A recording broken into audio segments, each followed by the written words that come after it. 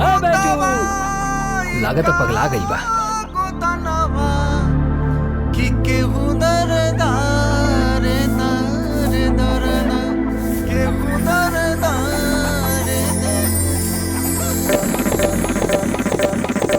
क्या हो बैजू भैया, मुखिया जी के यहाँ जाए के बाकी ना बियाह के भोज का है।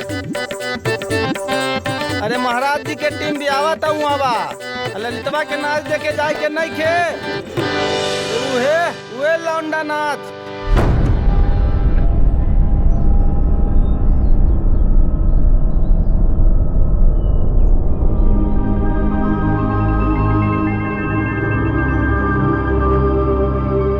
जाइब। वाह वाह।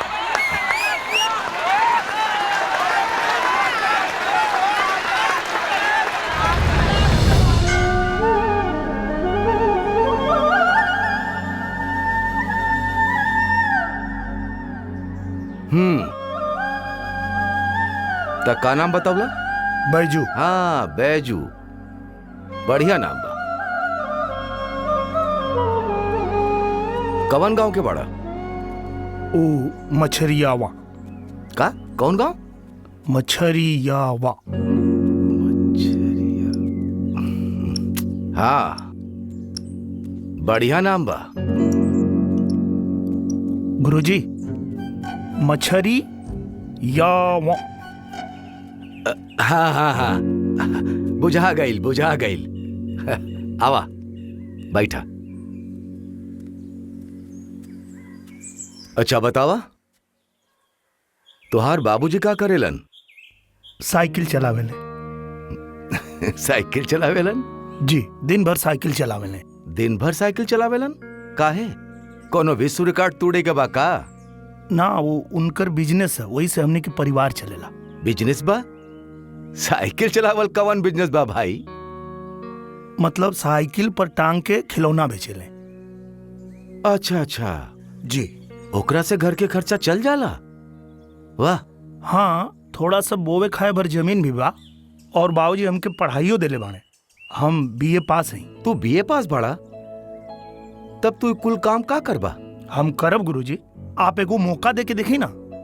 अरे नाच तो हमरे खून में बा, हम इतना नाचब।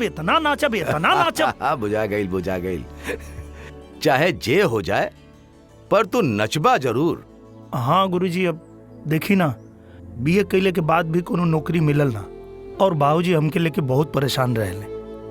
अभी थोड़ा नाच के पैसा वैसा मिली तब बाबूजी के भी हम मदद करो, बस एक ठीक बा, काल से तू ट्रेनिंग में आ जा। ठीक है गुरुजी। ठीक है, प्रणाम। खुश रह।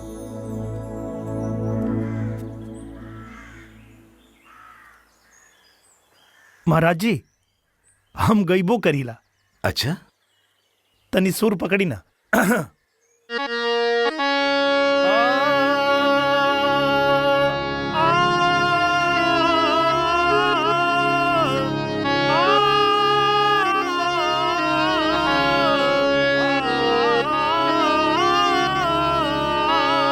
वाह, बहुते बढ़िया।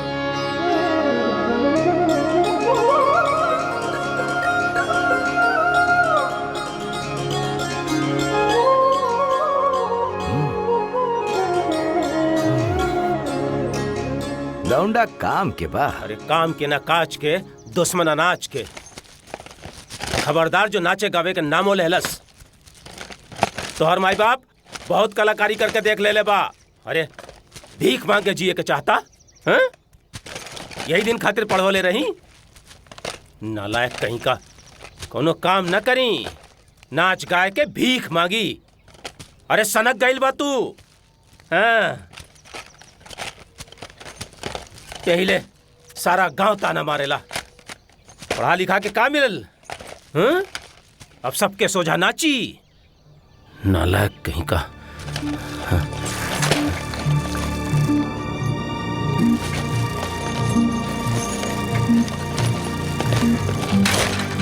एक बात कान खोल के सुन ला बैजू, कुल बेच बाच के पढ़ले बानी तोरा के।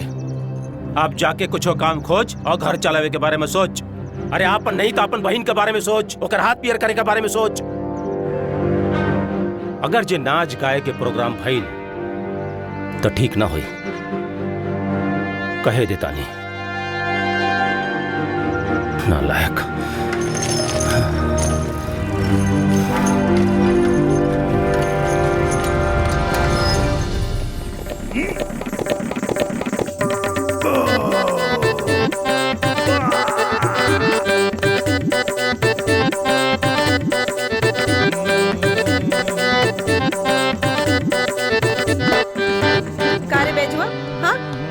सुनतानी नाचे गावे के कहां तैयारी करत बाड़े?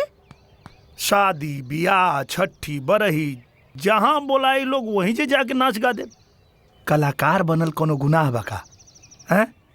देखिए महेंद्र मिसिर और भिखारी ठाकुर के सपना साकार करो। अरे दुआरे दुआरे जाके काम के भीख मांगला से तो अच्छा बा आदमी नाच गा के पैसा कमाई।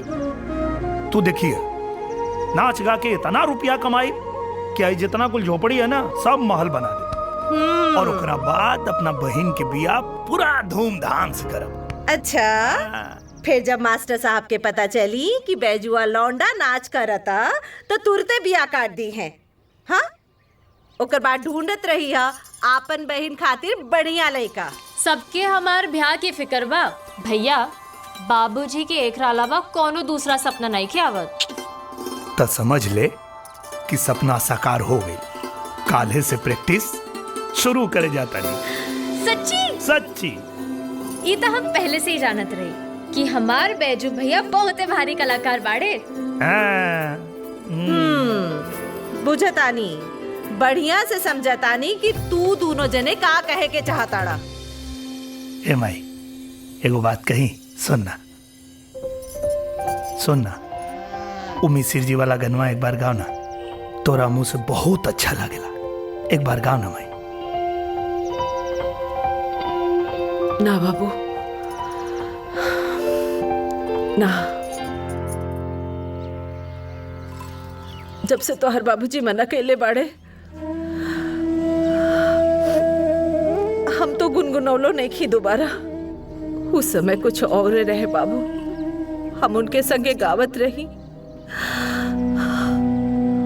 अब सब खत्म हो गए बाबू, सब खत्म हो गए। केहू गो दवाई हो गोदनमा, केहू गो दवाई हो गोदनमा, केहू गो दवाई हो गोदनमा, केहू गो दवाई हो गोदनमा। भैया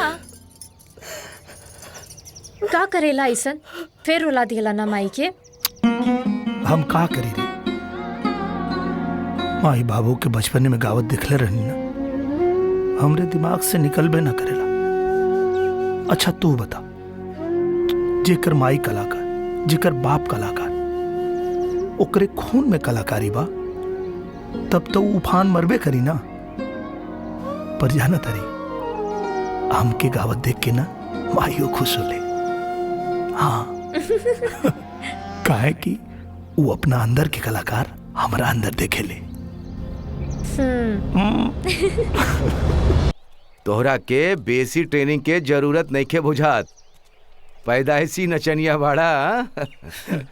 चला अगला प्रोग्राम खातिर तैयार रहिया। ठीक बा महाराज जी। महाराज जी हम गईबो करब। हाँ जरूर जरूर।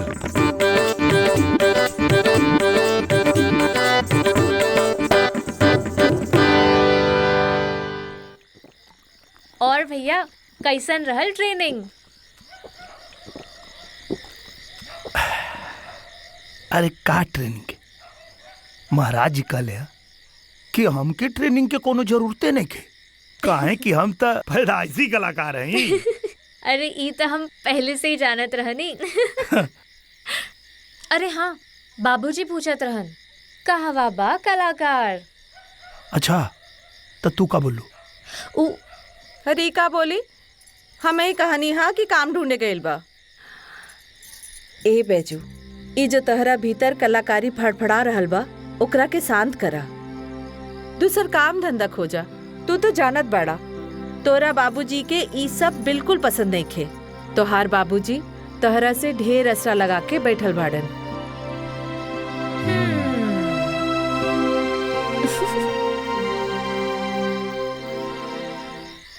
असरा लगल रहे दे माई, काहे की भरपाई जल्दी ही होके वाला बा। हाँ, भरपाई जल्दी होके वाला बा।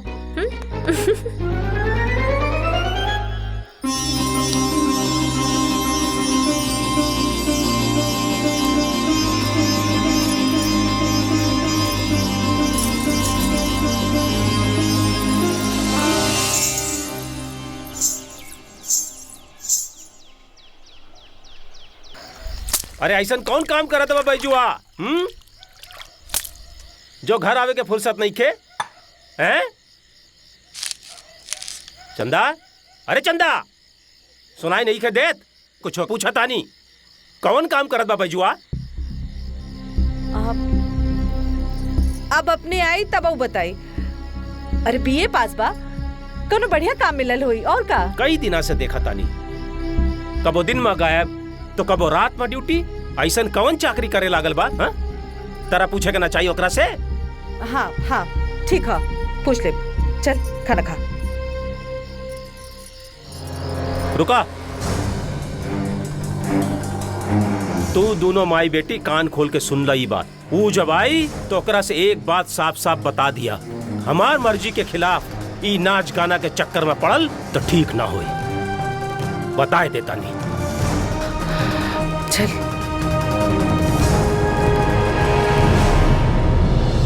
कारे भोज के दिन तक कोहरा रोपल सुन ले रहे, आज ब्याह के दिन निमंत्रण बांटल भी देख ले ली। ए तोहरा के का लगता हम भैया जी नहीं चपरासी बानी का रे? भैया जी ई बात खातिर हमरा के क्षमा कर दे। लड़की के ब्याह बा, रहुआ लोग आए तो हमार इज्जत बढ़ जाई सर समाज में। ई देखी ललनो बाबू के भी यही बेरा न्योता देवे जाता नहीं। ए ललनुआ उलनुआ के बात हमरे सामने मत करा, समझना ना? अच्छा ये बतावा कि ब्याह में कोनो प्रोग्राम उड़ाम के सट्टा केले वाला कि ना? व्यास जी के साटा दियाइल बा भैया जी। अब रहुआ लोग के खुशी के खातिर हमरो कुछ करे के चाहे नू, यही सोच के। कलुआ ब्यासी के टीम में ललितवा बा ना? जी भैया जी। हाँ व्यास जी बतावत रहन आपकी कौनो नयका आइटम बा पार्टी में। नयका आइटम बा? लाबा लाबा चल, न्योता मंजूर भाई। जी भैया जी।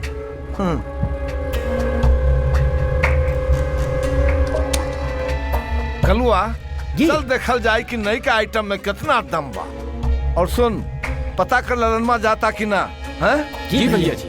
देख बिटिया के बियाह बा, ये खातिर तार न्योता स्वीकारा तानी, न तो कोनो तरीका नहीं खे कि बियाह के दिन तू न्योता देवे। ठीक है, बिटिया के आशीर्वाद देवे खातिर हम आ जाए, लेकिन एक शर्त पे कि हमार कुर्सी नाचे वाले के ठीक सामने हुए के चाहिए, और भैया जी के तो आस पास भी ना। या तो ओकरा से आगे या ओकरा सामने, बुझले? जो ए मालिक जल्दी जल्दी चल जाओ, नहीं तो भैया जी के कोनो भरोसा नहीं के, सब जगह छेक लिया जा। मालिक हम तो कहता नहीं, जल्दी जाके अपनी जगह धा के बैठ जाइए। अरे चुप बुड़बक, केहू कहूँ बैठे, लेकिन ससुर नाच तो हमरे बंदूक के नोखे पे हुई। अरे इतना सन्नाटा का है भाई?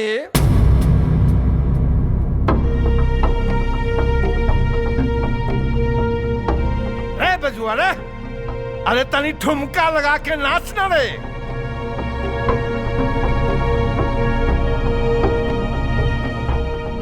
नाच! अरे बजुआ, अरे ससुरा नाच, नाच ससुरा नाच। कारे बेजुआ, तहरा के हम नाचे खातिर बोले रहे, गावे खातिर ना। अरे नाच!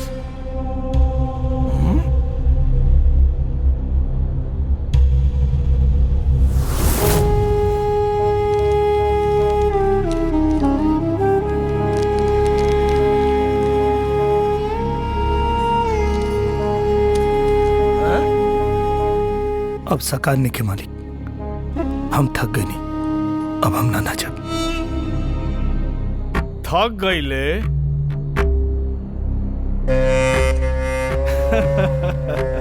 आओ एने आओ,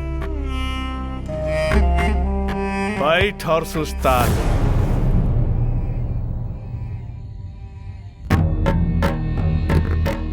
आई बे, चल।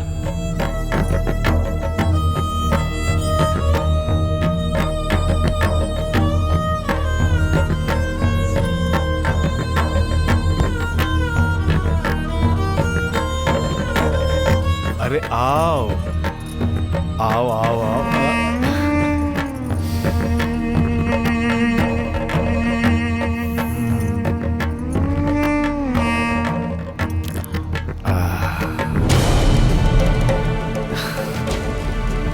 बड़ा सुंदर बड़े।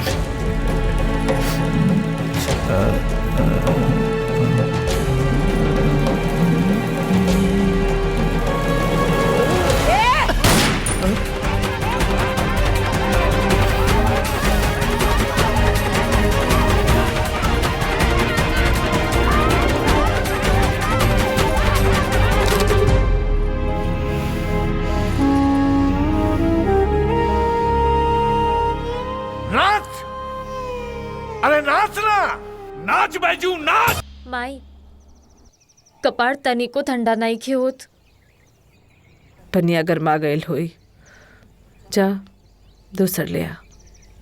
माई भैया के डॉक्टर भिड़ी ले जाए के पड़ी, केहू कब बुला लिया ले जाए खातिर। के आई अकेले के जाए? गांव टोला के लोगन में तनी को इंसानियत बचल रही तो हमार बाबू की ई दुर्दशा न होत। 1000-2000 लोग जुटल रहे नाच देखे खातिर। ओकनी सोजा वो दुराक्षस हमरे बाबू पर इतना अत्याचार कैलेस, क्योंकि हिम्मत भइल ओकरा रोके के। हाँ बाबू, बउआ, बाबू, हाँ तू ठीक है? आराम से, आराम से, आराम से। का भइल चंदा? भैया तू बेहोश हो गए रहा।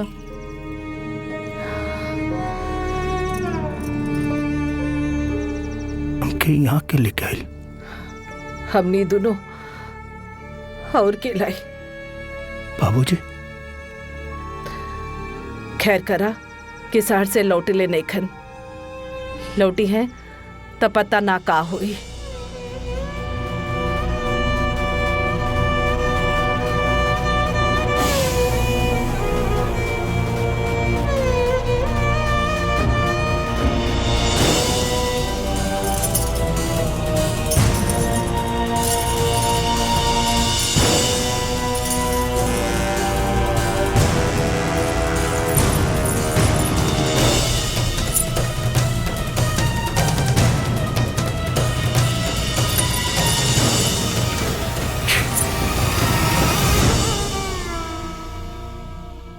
आज के बाद कबो ना नाचम माई। भैया चंदा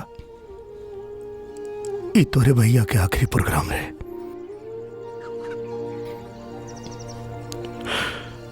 बाबूजी अपन मेहनत के कमाई लगा के हमरा के पढ़ावत रहे, लेकिन हमार मन नाच गाना में लागत रहे। बचपन से हमार सपना रहे कि हम बहुत बड़ कलाकार बनी।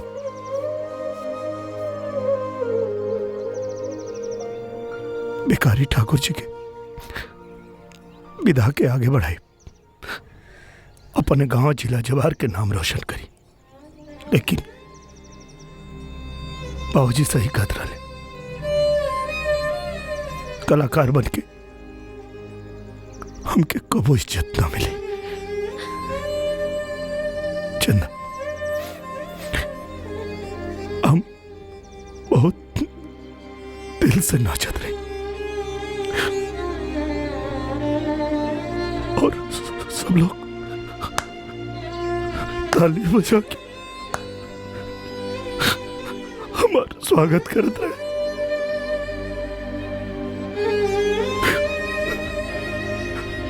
हमरा के लगा कि हम कलाकार बन गए। हमारे पैर सिलाई मशीन की तरह घुंघरू के साथ थिरकत रहे माई। लेकिन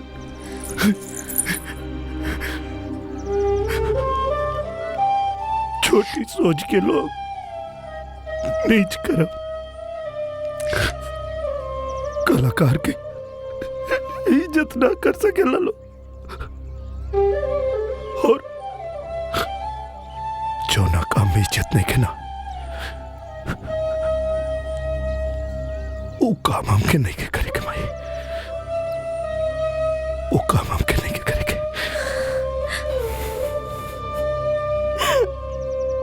हाँ बाबू, जौन काम में मान सम्मान ना हो वो काम कबो न करे के चाहिए। तो दूसर काम ढूंढा और ये अपन घर बसावे के सोचा।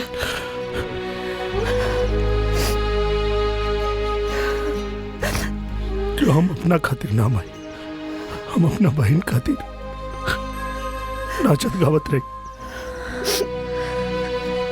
हम सोचने कि नाच गा के बड़ कलाकार बन जाए तो बहुत पैसा कमाए और अपने बहन की शादी धूमधाम से कर। लेकिन चंदा, अब तोहर भाई हार गए बा। हम फैसला कर लेने वाली भैया, आज के बाद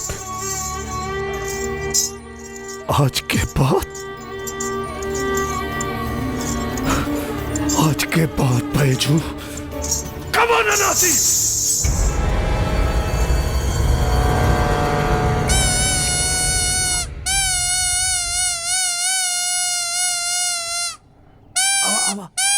बजावा। अरे किसान देख ले हैं तो हर बेटवा कमाल का नाच करता मर्द लौंडा बनकर ऐसन नाचत गावत बा कि बड़ बड़ लौंडिया शर्मा जाता थई था। और बाकी लल्लन बाबू और भैया जी के आन के लड़ाई में पिसा गईल।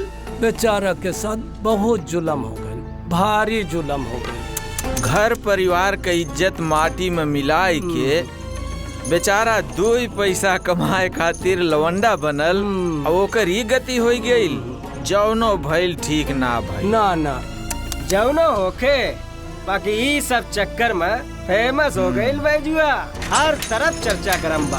अरे चचा पैसा नाच गा के पैसा कमाए चलल रहा, इज्जतो नसा गई। आपन तो आपन सार घर जवान सबके इज्जत बर्बाद कर देलन। जवान बहन घर में बैठल बिया, ओकरा बारे में तो सोच ली।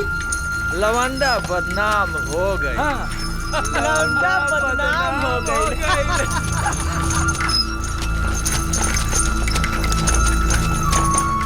हाँ सर, नमस्ते। हम बैजू बोला था नहीं सर।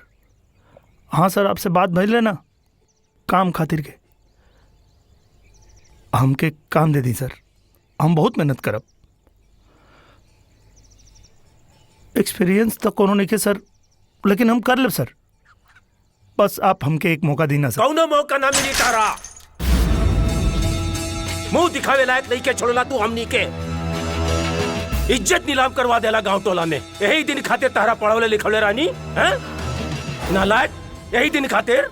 अरे काम ढूंढे के बदले लौंडा नाच करे गई रहला। मना कैले रही ना तारा के। घर में जवान बहन बिया, ओकरा ख्याल ना आइल। मास्टर साहब के पता लगी तो का सोची हन? कौन करी ओकरा के साथ शादी? जौन घर के लड़का लड़की बन के नाची, ओकरा घर में कौन शादी ब्याह करी? अरे नीचे का देखा ताड़ा। चल निकल यहाँ से, निकल निकल यहाँ से निकल भैया। और आज के बाद तू हमरा खातिर मर गईला।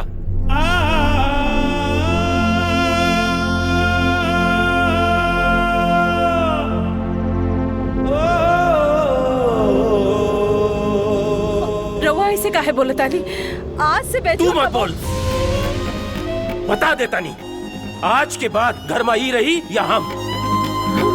चल चल निकल, तू निकल, तू जा ब्यास जी के पास, उनकरे तलवा चाट, उनकरे साथे नाच का। निकल चल निकल निकल यहाँ से निकल।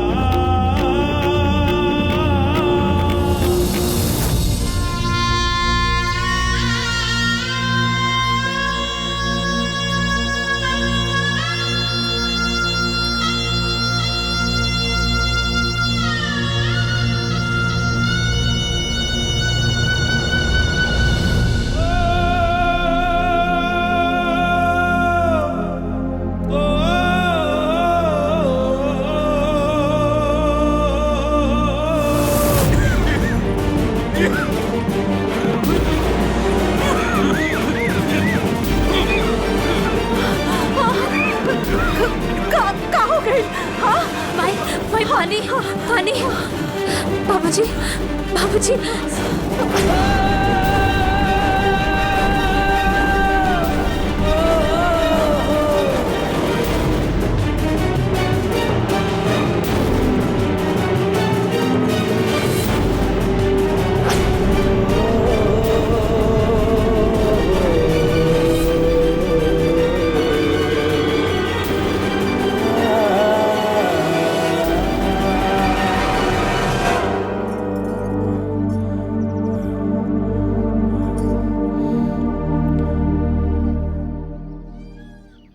बैजू, हम तो कला के पुजारी बानी।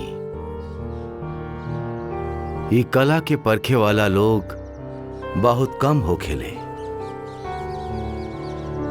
ये तो हमनी के मजबूरी बा कि आपन कला के जिंदा रखे खातिर ओके हम बेच देवे नी चंद रुपया खातिर, और इहो जाने की कोशिश ना करी कि के खरीदे वाला कौन बा।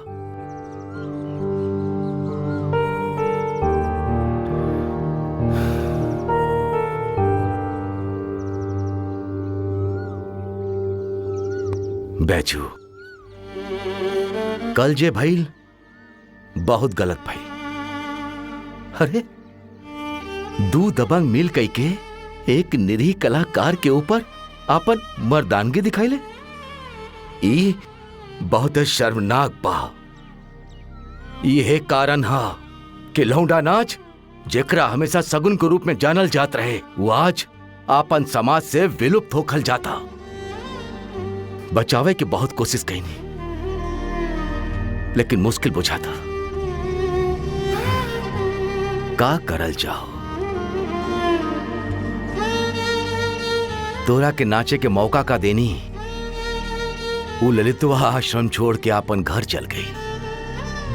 तो रावल ओकरा के इतना बुरा लागल कि वो कसम खा लेलस कि वो कब्बो न नाची।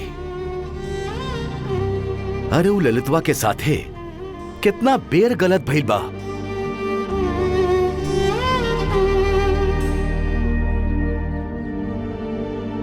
बैजू, तोहरा से हमनी के बहुत उम्मीद बा।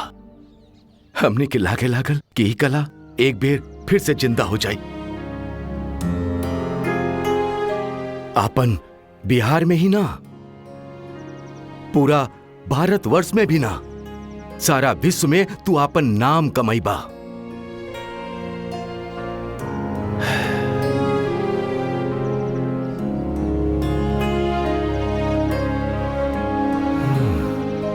बाकी जैसे सोच ले रही वैसे ने होखे, ये जरूरी तो नहीं खे। बैजू, ई आश्रम के तू आपन घर समझा। तोहार बाबूजी के गुस्सा ठंडा हो जाए तब हम उनकरा से बात करब। ना गुरुजी, बाबूजी से अभी कोनो बात नहीं के करेंगे। बाबूजी से तब बात करेंगे जब कुछ बन जाए। उनकर भी कोनो गलती नहीं के, वो तो हमके थबरिया भी देते, तो हमके बुरा ना लगे। गलती तो इस सरासर समाज के बा। अभी समाज के कुछ बन के दिखाई, कुछ करके दिखाई।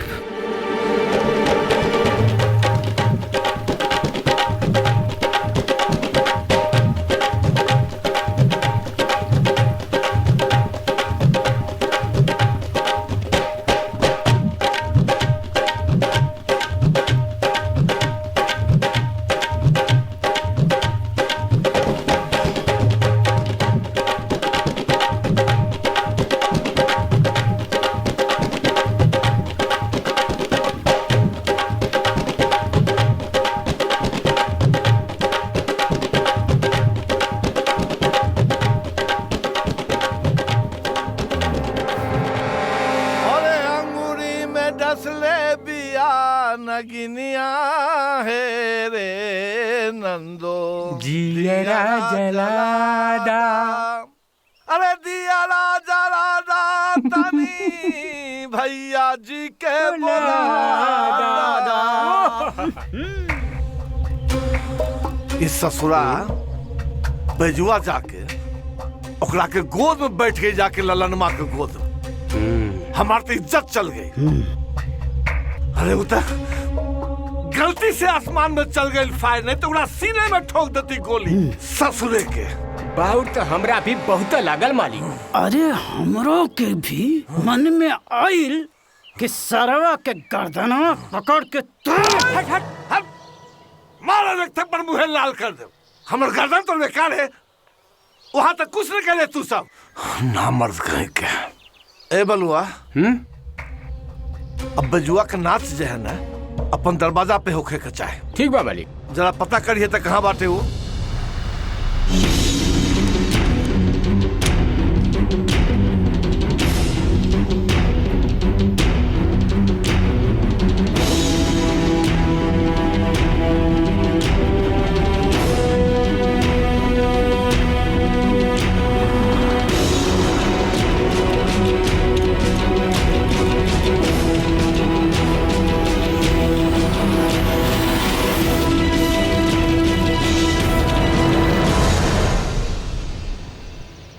बाबूजी, बाबूजी।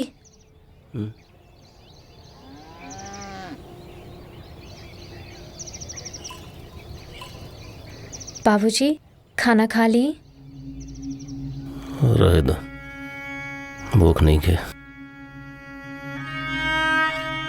अब ऐसे भूखले रहे से कैसे काम चली? हाँ, भूख ही जाए। कहीं जाइयो के मन करत का? चंदा, हाँ।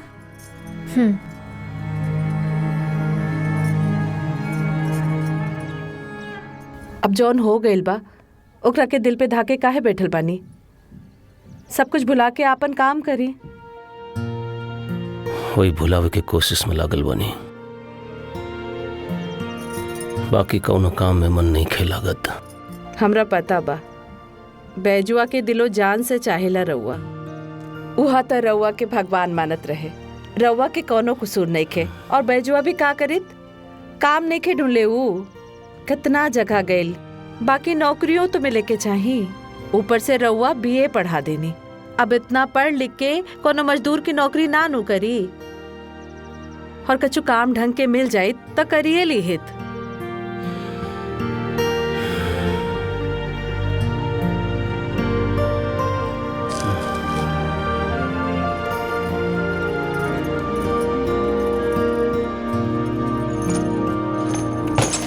बाबूजी, रोटी सब्जी के संगे पानियो राखल बा, जरूर से खा ले।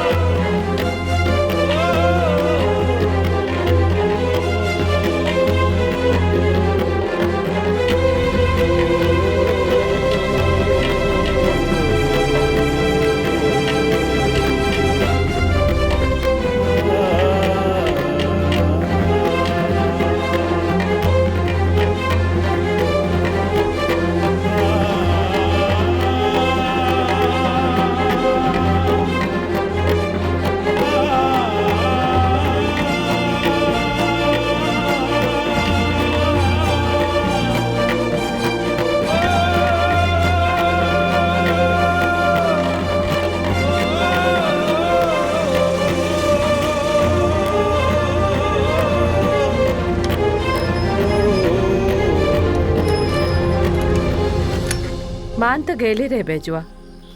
रवा के आवे से पहले हमरा से कहत रहे कि कबो न नाची गाई। अब काम करे, खाली काम। होकरा के अपने कहला पे बहुते पछतावा रहे। हरे काम खातिर सबके फोन लगावत रहे। तो तू हमरा बतौलू है का ना? रवा कबो कुछ सुनत रही? वो फोन पर बतियावत रहे और रवा औते शुरू हो गई नी।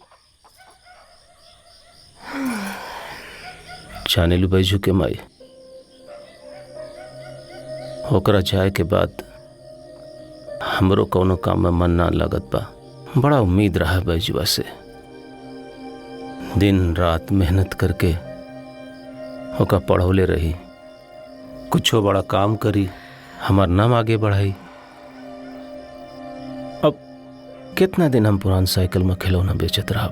सोचले रही कि बैजू कुछ हो करी तो घरे में बहू ले आई, चंदो के हाथ पीर कर दे। अरे तब अब कहाँ मार समय पार हो गए बा। बुला ले वापस बैजुआ के। कहा तो बानी कि अब वो ना नाची।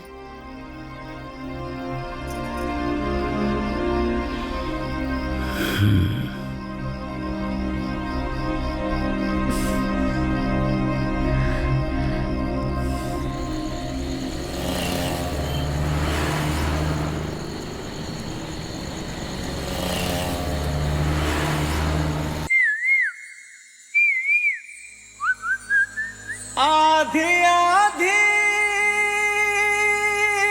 रतिया के कुहू के कोयलिया है राम, कुहू के कोयलिया राम, अनेरिया भैले ना।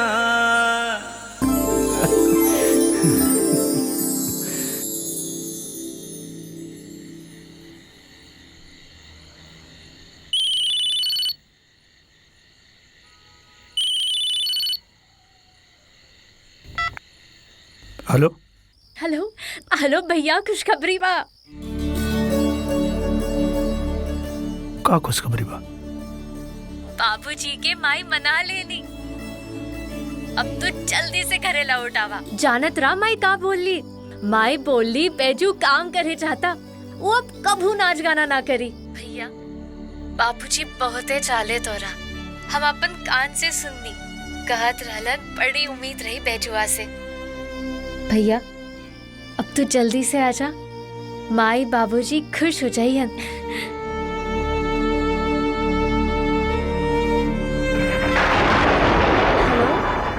हेलो भैया।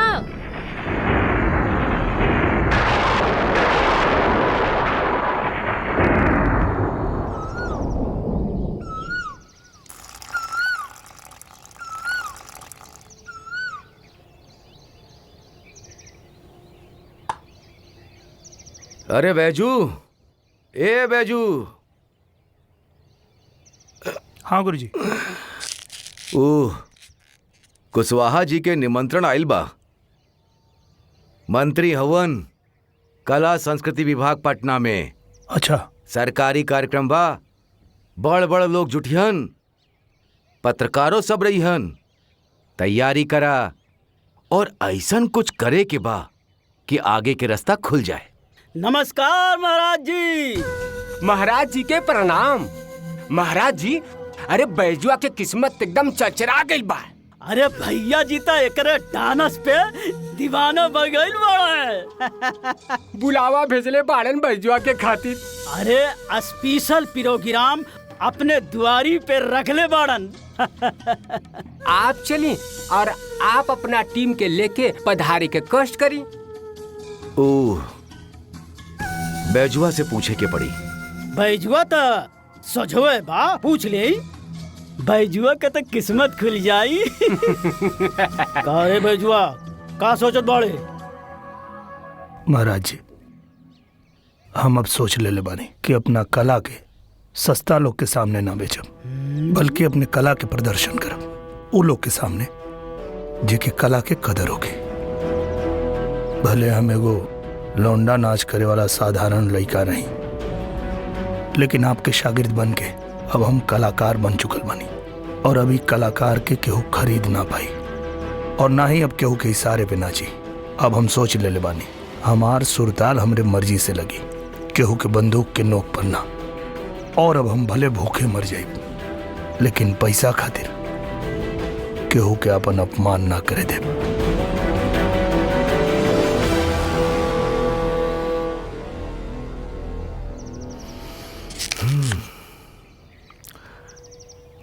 ही त ना जाई है का हमर बोलाबा के ठुकरा देलस। तू कौड़ी के लौंडा नाच करेला बेजुआ के इतना हिम्मत। ससुरा भुगती, भारी भोगान भुगती। सम्मान ही एक कलाकार का सही भुगतान है और इसी से कलाकार को संतुष्टि मिलती है। जब भी किसी कलाकार के कला का सम्मान होता है तो उस कलाकार का अपनी कला के प्रति प्रेम और बढ़ जाता है। मैं अपनी कला को अपने माता पिताजी को समर्पित करना चाहता हूँ, क्योंकि जो कुछ भी सीखा है उनसे ही सीखा है और अब इसको समझने का प्रयत्न कर रहा हूँ। अगर जनता जनार्दन का प्यार आशीर्वाद मुझे ऐसे ही मिलता रहा तो मैं इस विधा को जीवित रखने में जरूर कामयाब होऊंगा। कलाकार को स्नेह और प्यार मिलना चाहिए, तभी हम लोग महेंद्र मिसिर जी और भिखारी ठाकुर जी के सपने को साकार कर पाएंगे। सर, आपने इस कला को क्यों चुना? बैजू जी, आप यहाँ तक पहुँचे, आपको कैसा महसूस हो रहा है? सर, आपको इस कला को अपनाने में बहुत परेशानी आई होगी, उसके बारे में बताइए।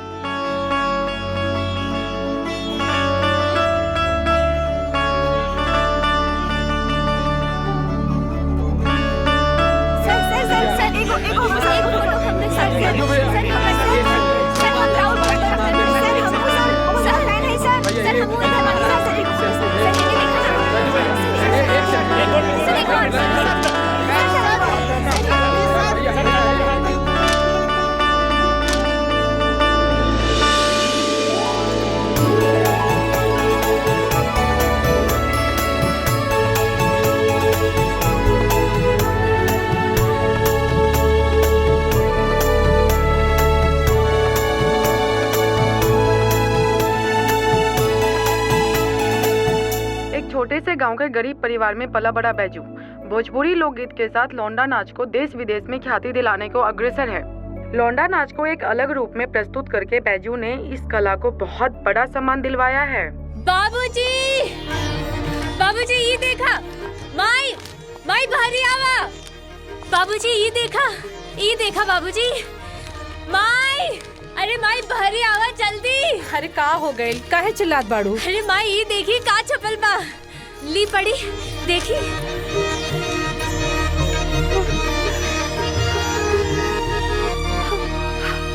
अपन भेजो, हमार भैया कहा लिखल बा, तरी पढ़ा था।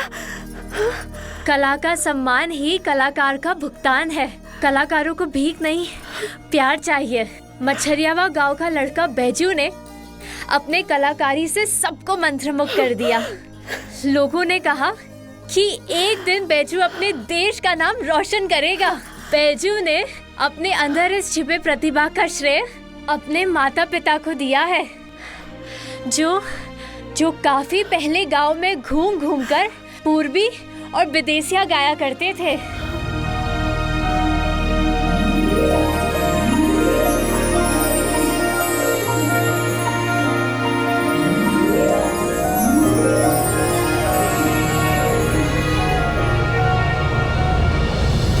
रहुआ सही कह ले रही, वहां प्रोग्राम करके मजा आ गई।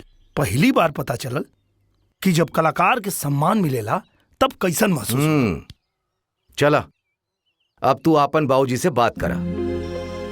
ऐसे अपन परिवार से अलग रहल कोनो ठीक बात नहीं खे। कहे महाराज जी, रहुआ भी था महाराज जी, कबो पूछे के मौका न मिला रहुआ और राउर परिवार के बारे में। माँ बाबूजी के गुजरला के बाद बस ही कलाकारी में ही जीवित हई। ई घर के हम अपन आश्रम बना लेनी। ये कहा कि ई आश्रम के ही अपन घर बना लेनी। बाकी तू ना घर बसावे के सोच बैजू, घर उजाड़े के ना। तू कहा त तारा लागी जोड़ी ढूंढनी। का महाराज जी, हमरा से कौन लड़की बियाह करी? लौंडा डांस करे वाला लड़का के अपन दामाद बनाई? केहू दामाद बनाए ना बनाए, पर केहू पति जरूर बनाई। जेकरा के ओकर घर वाला ही घर से निकाल देले होके, ओकरा साथे घर बसावे के बारे में केहू का सोची?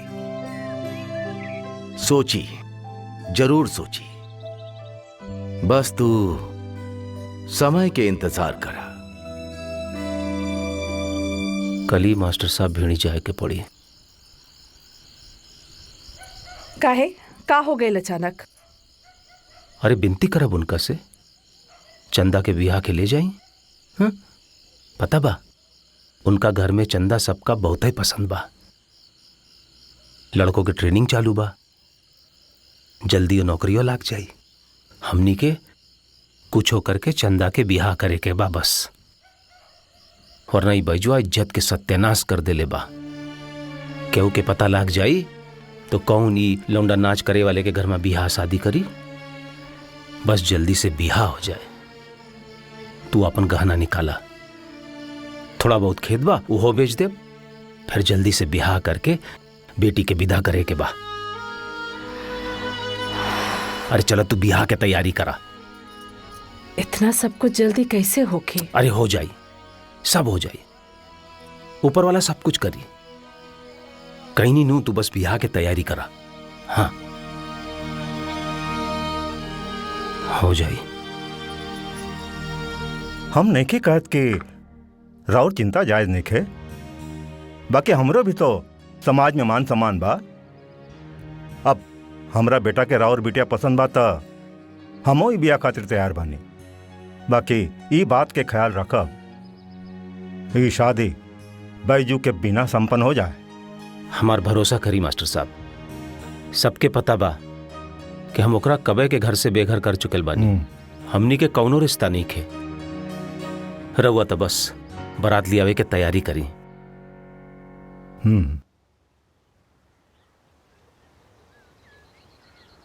हेलो हेलो भैया। हाँ बोला चंदा।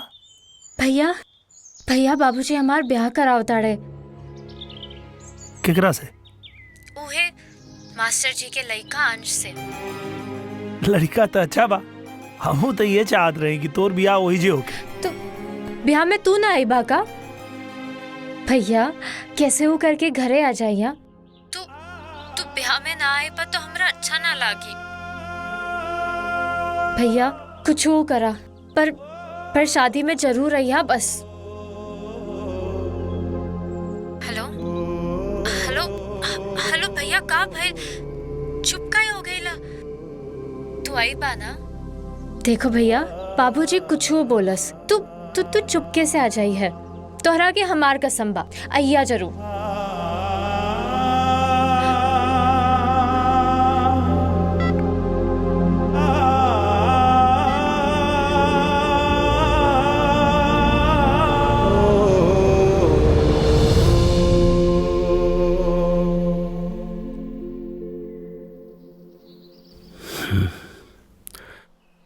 बड़ी मुश्किल से मास्टर साहब तैयार भइल बड़े बियाह खातिर। हमऊ समझई नहीं उनकरा के कि बैजू अब हमार परिवार के कौनो हिस्सा नहीं खे। तो कहलन कौनो कीमत पे बैजू बियाह में ना आए, एकर ख्याल रखी।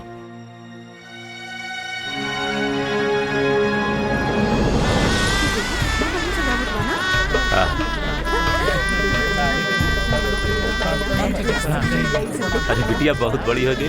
आ गई। नमस्ते, आओ बेटा। और सब ठीक बा? अरे बउआ सब ठीक बा? चलो आओ आओ।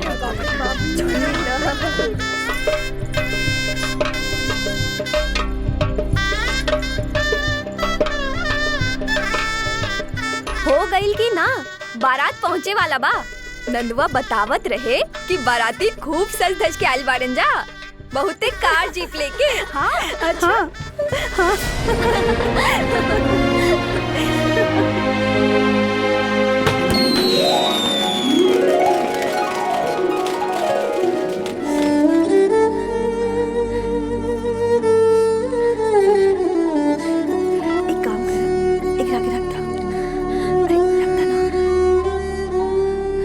चंदा सुना, अरे हाय देखा, अब ये से रोवे धोवे लगलो। एकरा खातिर ना बहुत टाइम बा, विदाई के टाइम मन भर के रो लिहा, समझ लो। हाँ बेचू भैया फोन नहीं। चंदा सुप्रिया बिटिया, नाम मत लिया होकर, सब बर्बाद हो जाए। बड़ी मुश्किल से ये रिश्ता हो रहा बा, लड़का वाला इज्जतदार परिवार से बा। उनकरा के पता बा कि अब बैजू से हमनी के कोनो संबंध नहीं के। बैजू ही घर से निकल चुकल बा।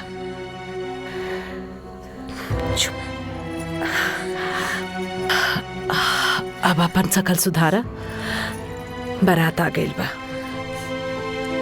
एकरा के रखता, जल्दी करा तू सब। एकरा के रखता ना।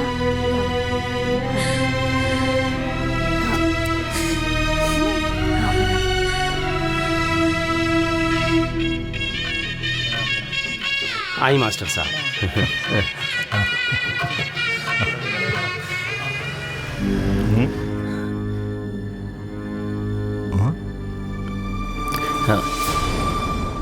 किशन जी, रवा मालूम बाटे ना कि ई ब्याह कौना शर्त पे तय भइल रहे? रवा हमरा से झूठ बोलनिया। वो लौंडा नचनिया बैजू कब्बो ये घर से अलग ना भइल रहे, और ना रवा ओकरा के कबो एक घर से बेदखल कैले बानी। वो ई घर के हिस्सा रहल बा और अभियो बा। ई का कहता नहीं समझी जी? समझी जी नहीं है कहीं तो अच्छा रही। अब और बेटी हमार बहू नहीं के बनल, ये बारात वापस जाई, ये ब्याह नहीं के हो सकत।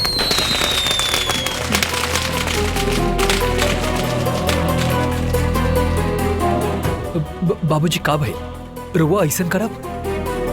बाबूजी देखिए कुल ठीक नहीं है। हमने के अपन घर खातिर बहुत चाहत रही ना, और अगर ई ब्याह ना भइल तो हमने की इज्जत बर्बाद हो जाई।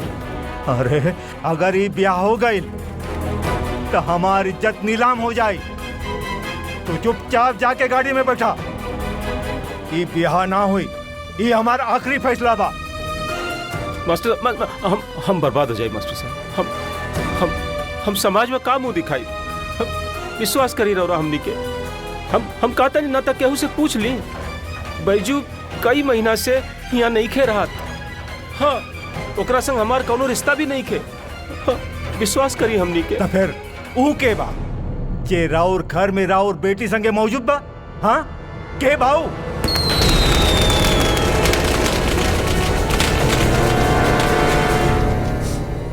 भैया अगर तू ना आई तो हम तोरा के कबू ना माफ करती।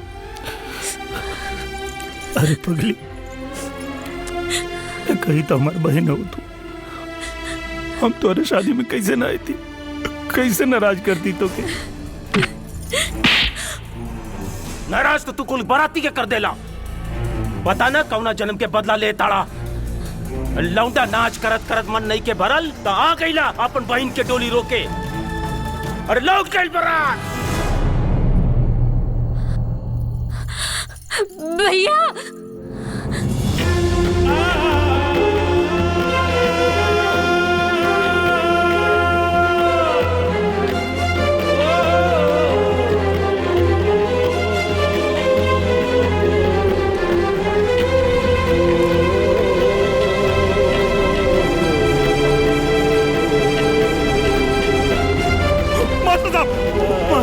मास्टर साहब रुक मास्टर साहब रुक जाए मास्टर साहब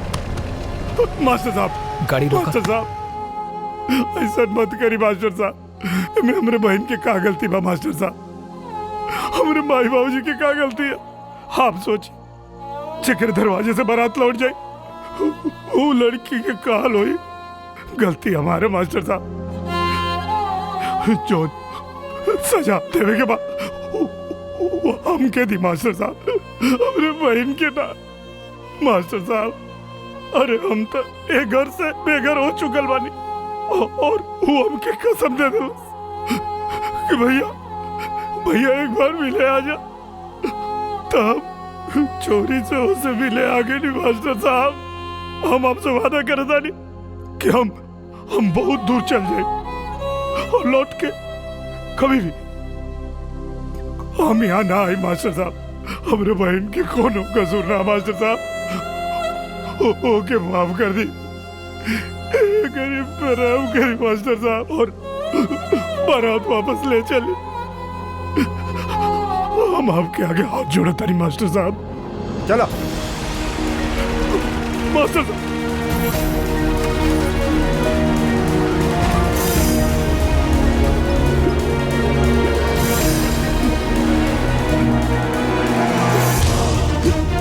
चंदा हमारी बहन।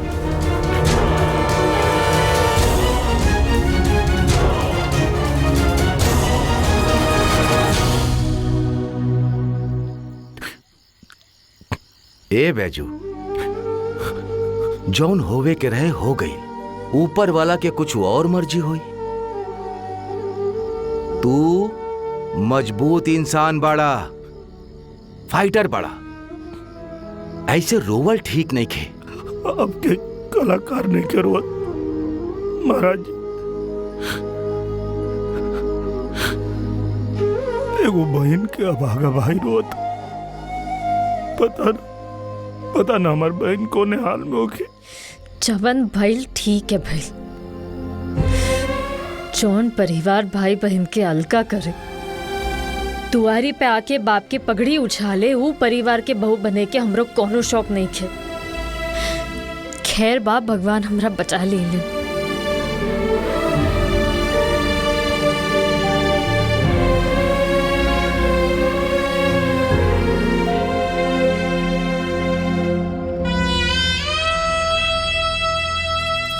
बाबूजी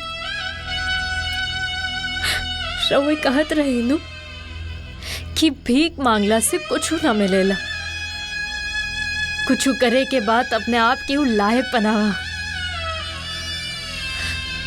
पर रहुआ तो फिर से चल गई रही मास्टर जी की भीख मांगी। देख लेने नु का मिलन। बाबूजी परसों पहले रहुआ कवन कसम खाइल रही, केकरा खातिर खाइल रही? अपना बेटी के खातिर नु। तेरा आज वही बेटी के ऐसन बेचला से रवा के सुकून मिली का?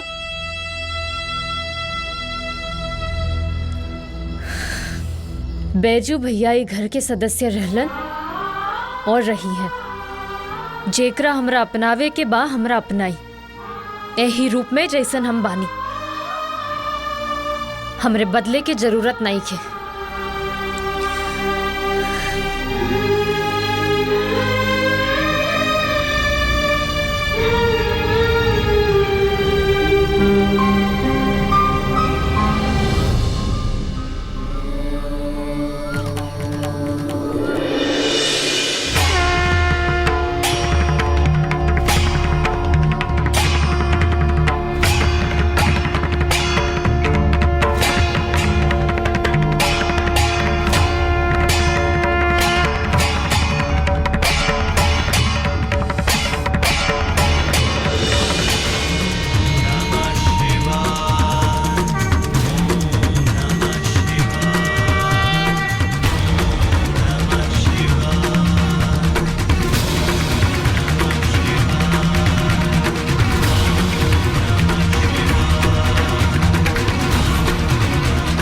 बैजू, ए बैजू, जल्दी चला, महाराज जी के दिल का दौरा पड़ल है।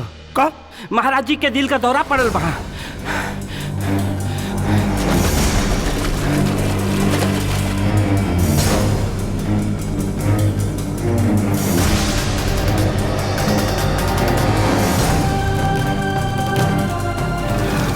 महाराज कहा हो गई? ए गाड़ी बुलाओ लोग, ले चलो हॉस्पिटल। ना बैजू ना, अब हमरे पास समय नहीं के बेटा। हमार आखिरी इच्छा बा ई लड़की के अपन धर्म पत्नी बना के ले आइया और आश्रम के बहू बना के रखिया।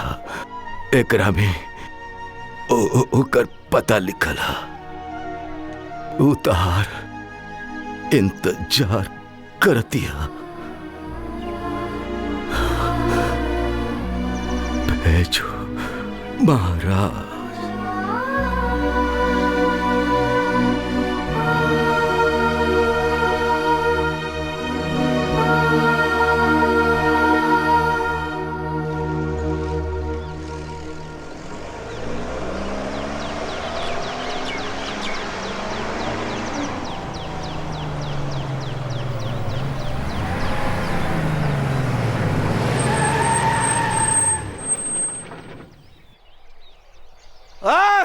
निकल रे बजुआ रे, चल बाहर निकल। एने आने का रे, तू तो हमार निमंत्रण ठुकरा देले। कम से कम अपन ब्याह के निमंत्रण तो हमरा के भिजवा देता। का रे, का लगल तहरा के? का तहार ब्याह में हम आ जाती तो तहार मौगी के छीन लेती तहरा से? हैं भैया जी, कम से कम आज तक हमारी इज्जत के ख्याल करी। हम तो तहार इज्जत बढ़ावे खातिर आयल बानी। चला कोनो बात ना, अब तू ब्याह करिए लेला, तनी कनिया के हम मुंह दिखाए कर ले। भैया जी, ऐसे कहा यहाँ सड़क पे करता नहीं। हमरा बारे में ना तो कम से कम तनी ओकरा बारे में तो सोची। उ का सोची? तो ठीक बा ना, जाके ओकरे से पूछ लेता नहीं कि का सोची। हैं तनी कनिया के मुंह दिखाई कर लेता नहीं।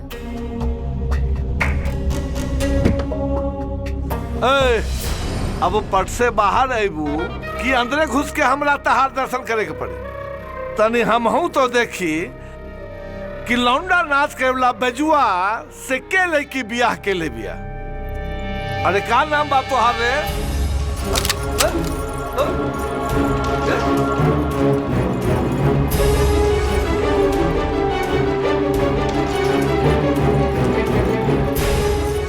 झुमरी। झुमरी नाम बा हमार। हम ब्याह कइले बानी।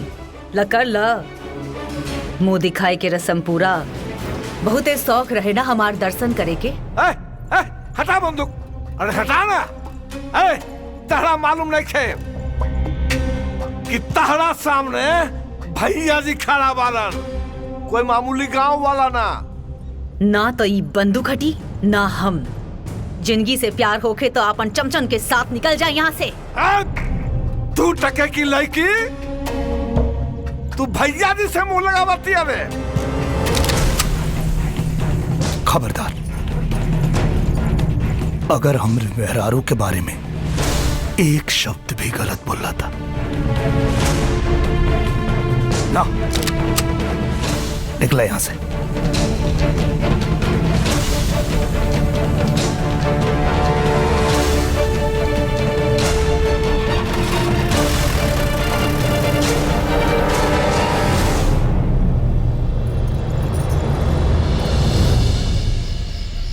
आज पहली बार लागल है कि केहू हमरे साथ खड़ा बा।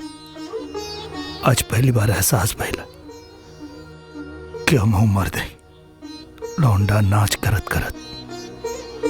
हम तो अपन मर्दान ये भुला गए रनी। शायद यही से कहल जाला कि हर मर्द के सफलता के पीछे एक औरत के हाथ होला। जौन सम्मान आज तू हमके दियोलू हम जिंदगी भर ना भुलाई। आज से राउर पैर सम्मान के साथ थिरकी। ओकरा में बांधल घुंघरू की आवाज खाली बिहार ना पूरा दुनिया में सुनाई दी।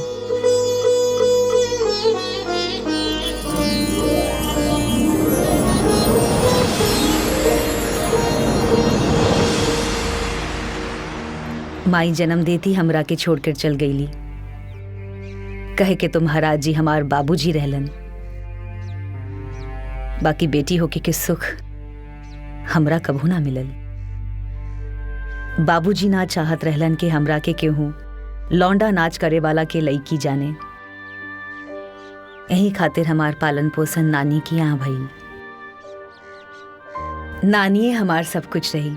हमरा के पढ़वली लिखवली बड़ा कैली। बाकी नानी के गुजरला के बाद हम बहुत ही अकेला महसूस करे लगनी। तब रउआ आई नहीं हमार जिंदगी में। हम हमेशा छुप छुप के रउआ के नाचत गावत देखत रही। बाबूजी हमेशा फोन करत रहन और रउरा बारे में बतावत रहन। उ चाहत रहन कि रउआ बहुत बड़ कलाकार बनी। आप फिर हमनी के ब्याह करवाई हैं। अब अचानक वो दुनिया से चल गईलन। बहुत बड़ जिम्मेवारी छोड़ के गईल बाड़े रउआ ऊपर और हमरा ऊपर भी।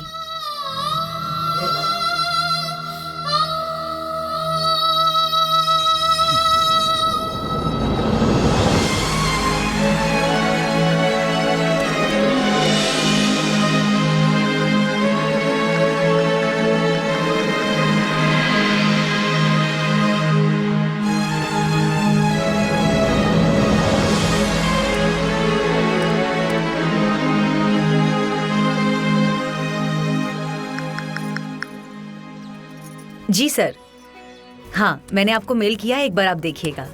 जी थैंक यू सो मच।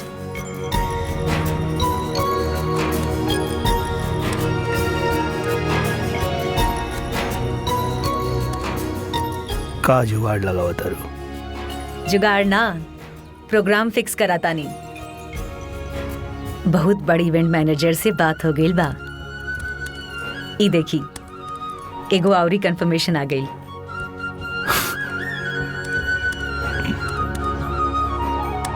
अरे इस सब के का जरूरत बा? बहुत ही जरूरत बा। राउर अंदर जौन कला कुट कुट के भरल बा वो पूरा दुनिया के दिखावे के बा।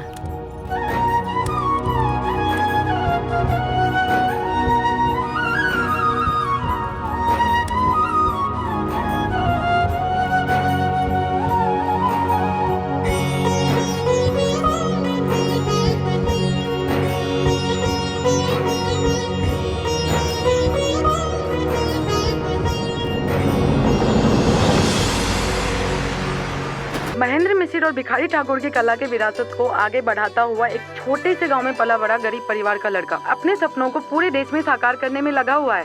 पिछले 1 साल में बैजू ने हिंदुस्तान के लगभग सभी बड़े शहरों में अपनी कला का प्रदर्शन कर बिहार की इस लोक कला को अलग मुकाम पे पहुंचा दिया है।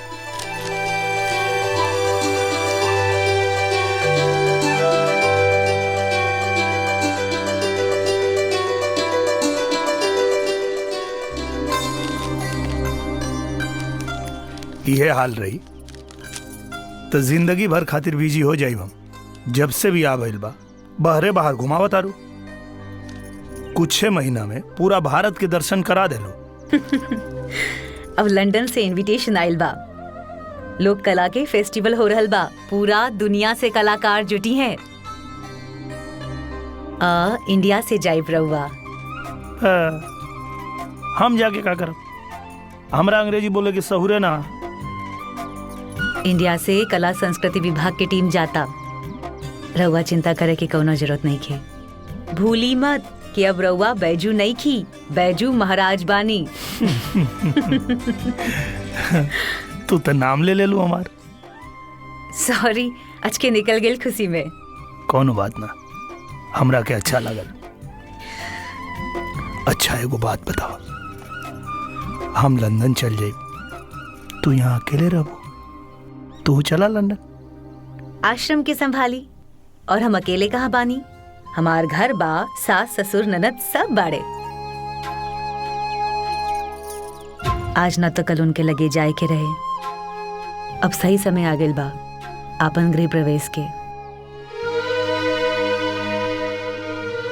बाबूजी ना स्वीकार करिए हमके। हमरा तो करी है नु स्वीकार।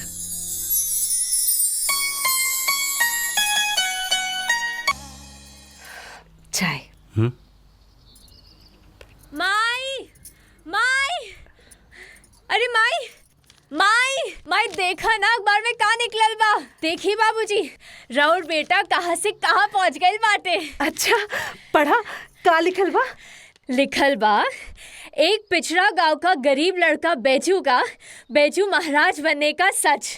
भारत का प्रतिनिधित्व करने के लिए बैजू महाराज आज लंदन के लिए रवाना। लंदन? बिहार प्रदेश के एक छोटे से गांव मच्छरियावा का एक गरीब लड़का बैजू अपनी कला के दम पे आज लंदन तक का सफर करने में कामयाब हो गया है। बैजू महाराज लंदन में लोक कला महोत्सव में भाग लेने के बाद कई कार्यक्रमों में शरीक होंगे। पटना एयरपोर्ट में पत्रकारों के संग बात करते हुए उन्होंने बताया कि उनका यह विदेश दौरा लंदन के बाद अमेरिका और यूरोप के कई अन्य देशों में भी जारी रहेगा। हमारे पटना संवाददाता के पूछने पर उन्होंने बताया कि यह पल उनके लिए बहुत महत्वपूर्ण है। यहाँ तक पहुँचने का श्रेय उन्होंने अपने माता पिता और गुरु व्यास जी महाराज को दिया। साथ ही उन्होंने अपनी पत्नी झुमरी देवी का आभार जताया,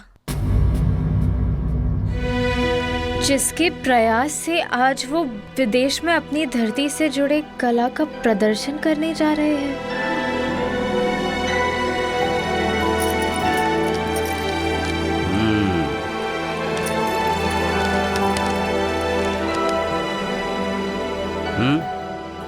देख ले लू,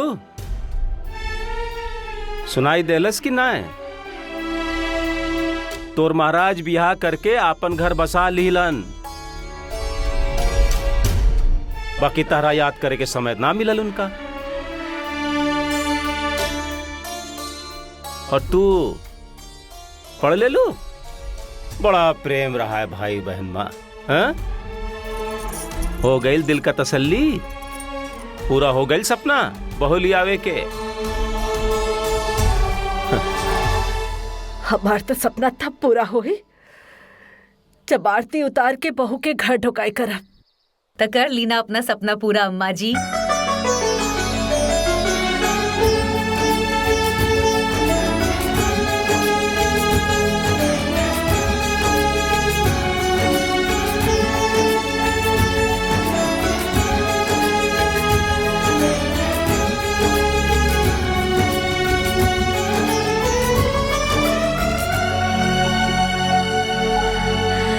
पहुंची चंदा रुका।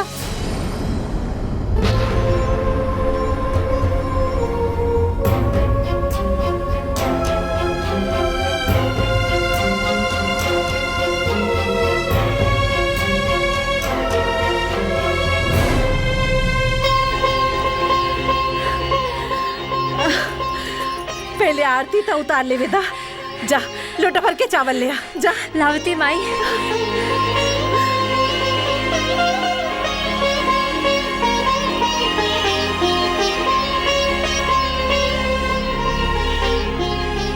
माई जल्दी आवा।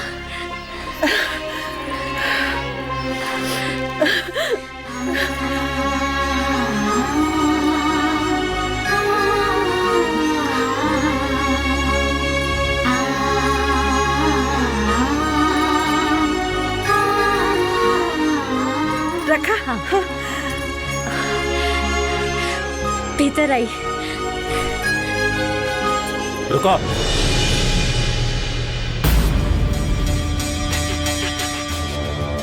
बहू के पांव ही घर में एक ही शर्त में पड़ी, चाहे कुछ वो हो जाए, बहू ये घर छोड़ के कबहू न जाई।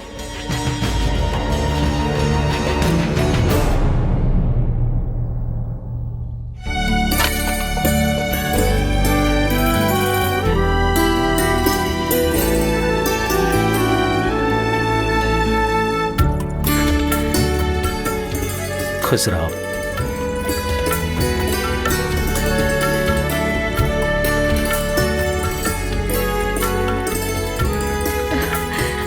दूधो नहा, पूतो फला। बस बस बस, आवा भीतर आवा। चली। भौजी, अरे सॉरी, एगो बात पूछे के बाद रउआ के भौजी कही कि भाभी? कुछ हो जौन तरह के नीक लागे। भौजी बुलावे में अपनापन ज्यादा लागेला, भाभी तनी। बाकी हम ना रउआ के देखे तनी कंफ्यूज आ गइल बानी। फौजी रहुआ बहुत निम्मन बानी, एकदम ही घर के सदस्य लागे नी। काश बैजू भैया भी आईतन रहुआ संगे। अरे आ जाई है, जरूर आई है। अब की विदेश से लौट के यहीं जे आई है। बहुत दुखी रहन तोहरा याद करके, हमेशा तोहरे बारे में सोचत रहत रहन।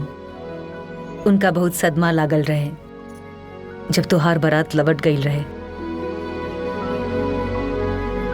सब किस्सा सुनवले रहन, तबे से हमार मन करत रहे कि कैसे जल्दी से आके हम सब केहू से मिली। बाकी उनको रोजीद रहे कि पहले कछु बन जाइब तभी घरे वापस लौटब।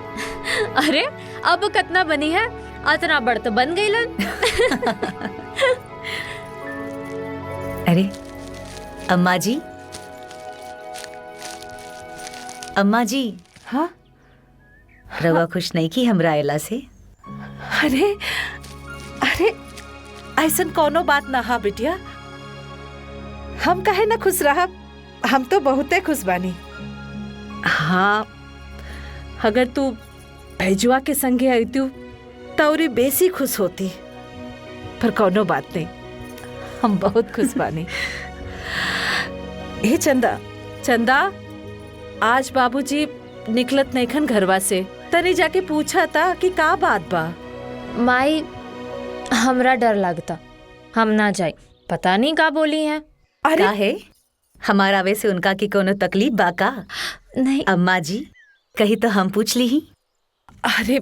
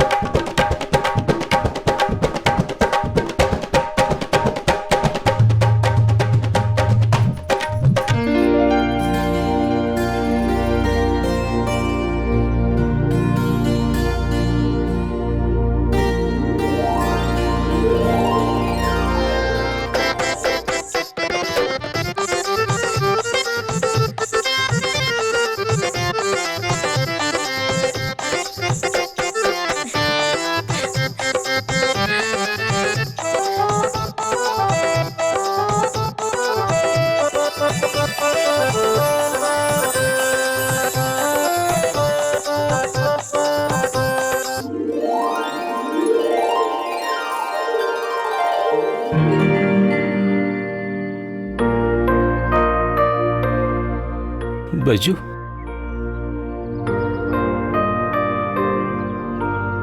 बैजू बाबूजी, वो एजा कहाँ बाड़े? वो तो लंदन में।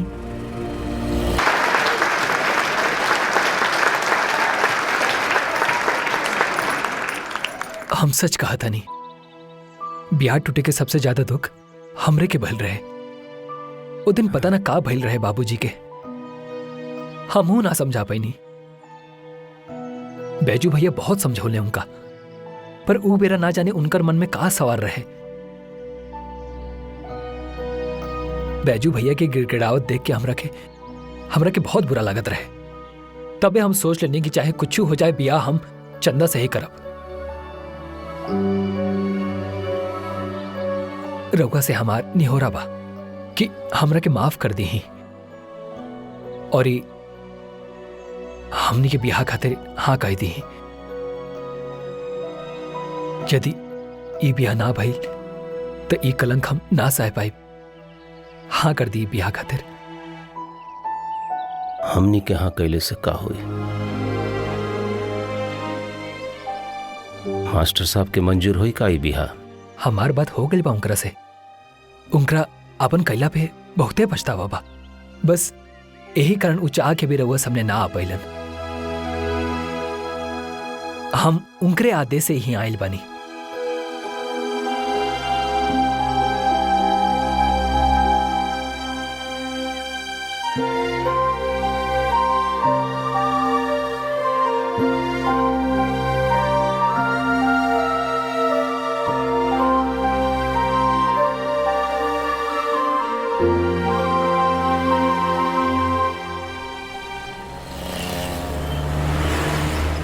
नमस्ते इंडिया। नमस्ते London. Nice to meet you finally. अच्छा, आपको हमारा लंदन कैसा लगा? अरे आप लोग सोच रहे होंगे ना कि मैं इतनी अच्छी हिंदी कैसे बोल लेती हूँ। वो क्या है ना, मेरी मॉम भी इंडियन है और वो बिहार से हैं। स्पेशली आज यहाँ आपसे मिलने आई है मॉम। दिस इज बैजू महाराज आई वाज टॉकिंग अबाउट। नमस्ते नमस्ते। इकाहन बाबू कि रउआ से हमारे एगो विनती बा कि आज रात के भोजन हमनी के साथ है हमारा घर पर करी। अरे बाप रे, लंदन में इतना खाटी भोजपुरी हम सपनों में ना सोचले रहे कि लंदन में क्यों इतना खाटी भोजपुरी बोली। अरे रउआ जब इतना बढ़िया भोजपुरी बोलता जी तो देसी पकवान भी बढ़िया बनाओ तो एकदम खाटी बिहारी। अरे तब तब जरूर आई।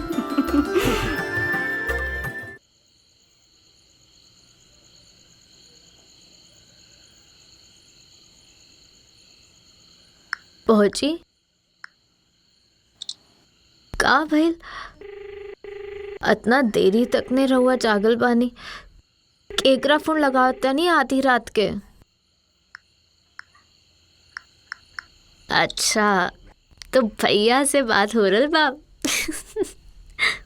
फोन उठाइयन तबे नु बात करब।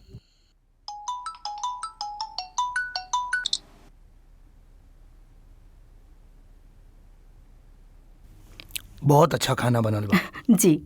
हम तो सोचलहु ना रही कि लंदन में इतना बढ़िया देसी खाना खाए के मिली। रउआ से मिल के, रउआ बारे में सब कुछ जान के हमरा बहुत अच्छा लगल। काहे कि भारत से बहुत सारा कलाकार आवेलन और सबका से मिले खातिर हम जरूर जाइला। बाकी री पहला मौका बा कि रउआ साथे बैठ के एक साथे हमनी के खाना खाता नहीं जा। ई तो हमार सौभाग्य बा जी कि यहाँ विदेश में आपके हाथ के बनल इतना स्वादिष्ट खाना खाए के मिल रहा बा। जी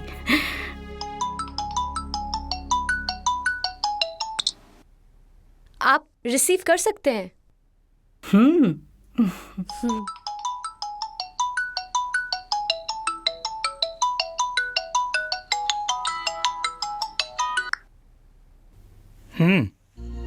हेलो, कहाँ बानी रउआ? पिछला 4-5 घंटा से रउआ के फोन लगावतानी। लंदन जाके इतना बिजी हो गई नी? अरे ना, कार्यक्रम खत्म हो गया। हम आइल बानी कियारा के घरे खाना खाए। खाना खाता नहीं, बाद में कॉल करी ले दोगे। हेलो,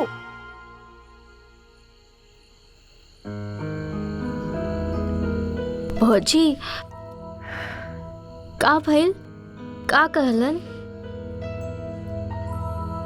फिरंगी लड़की संगे खाना खाता रे। और कुछ ली ना? हाँ ठीक बा, आप लोग ली। अरे खीर तो वो नहीं रह गई, हम लेके आओ तनी। अरे आराम से खाए ना, फिर ले आए। ना ना लेके आओ तनी, खाए तब तक। आपको पता है हमने आपका कई जगह पे प्रोग्राम फिक्स कर दिया है। I mean, लगभग 1 महीने शेड्यूल फिक्स्ड है यहाँ इंग्लैंड में, फिर उसके बाद अमेरिका और फिर यूरोप का टूर भी हो सकता है। जैसी आपकी इच्छा। मैं तो कलाकार हूँ, बस मुझे अपनी कला का प्रदर्शन करना रहता है। Full of talent you are. Thank you.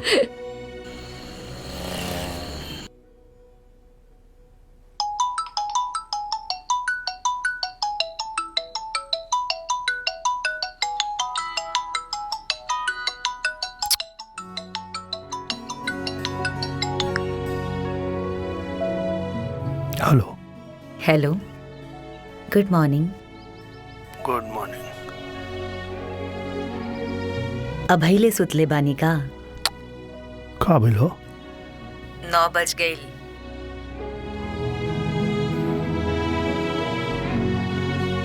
अरे 9 वहाँ न बजता, यहाँ सवेरे के 5 बजता।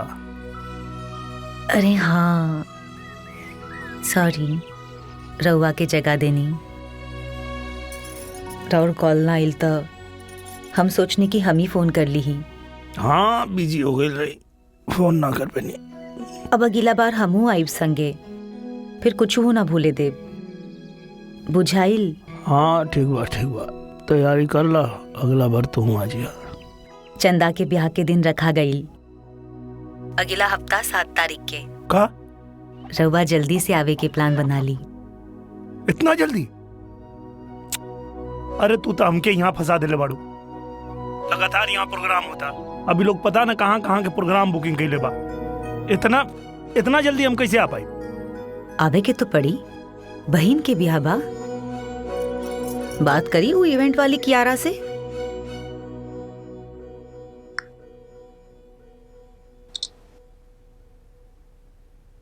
आप ऐसे कैसे जा सकते हो?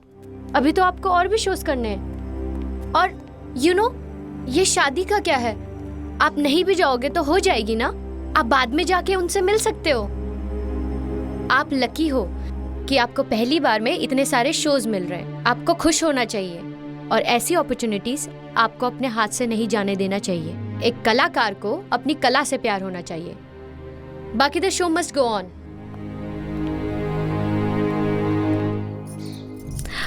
बदल गए बाड़े भैया, आप बहुत बड़ महाराज बन गए ना।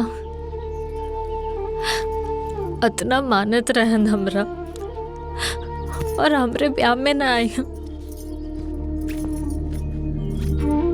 बोची उनका बिना ही ब्याह कैसन लागी।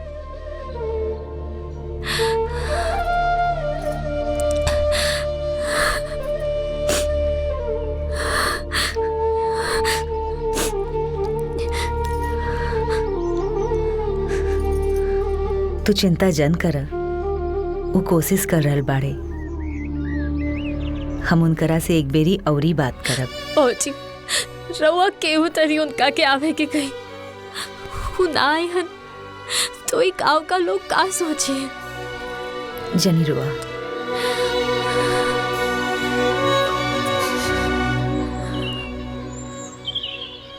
पिया कहले बहरा जाइब कुछ दिन में घूमी आइब किए हो मोरे रामा किए हो मोरे रामा सुकवाओ गल तब गईलन भागल ए राम किए हो मोरे रामा सुकवाओ गल तब गईलन भागल ए राम हार रे सजनी रे सजनी रे सजनी पियवा गईलन विदेशवा रे सजनी पियवा गईलन विदेशवा रे सजनी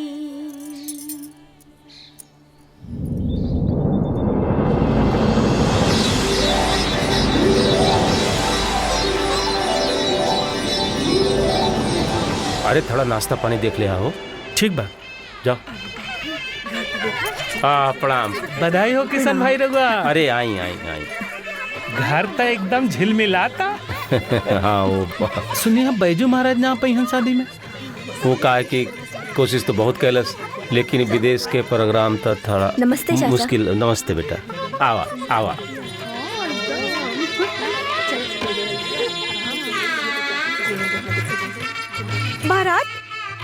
बारात आ गई बा।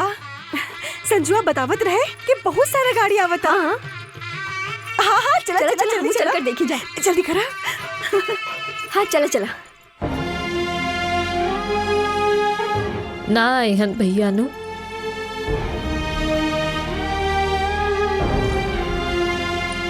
मन बहुत दुखी बा हमार। भैया से उम्मीद ना रहे। वो तो कहत रहत कि चंदा के ब्याह खूब धूमधाम से कर, और अपने ना आइलन। बदल गइल पारे भैया। शायद तू ठीक कहा ताड़ू। बैजू भैया आ गइलन, बैजू भैया आ गइलन। हम देख क्या बतानी।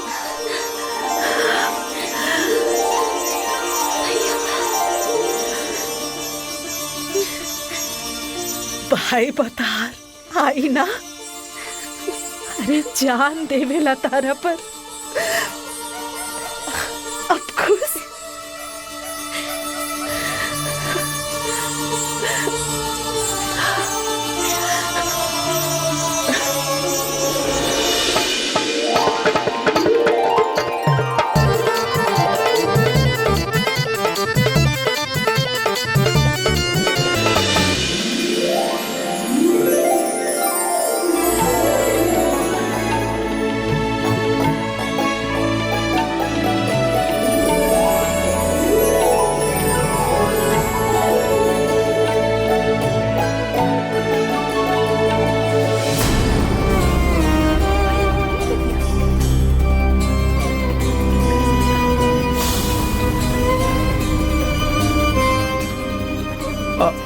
कियारा है। हाय। ओ ओके, नमस्ते। नमस्ते नमस्ते नमस्ते। अरे पगली, तू ऐसा सोच भी कैसे ले लो कि तुहार भैया तोरे शादी में नहीं है। दुनिया इधर से उधर हो जाए, लेकिन हम तोरे शादी में नहीं थी, ये कभी ना हो सकेला। अच्छा सुना, ये आंसू ना बचा के रखा, कहीं विदाई के टाइम पे ना निकली ना, बहुत बेइज्जती हुई। भैया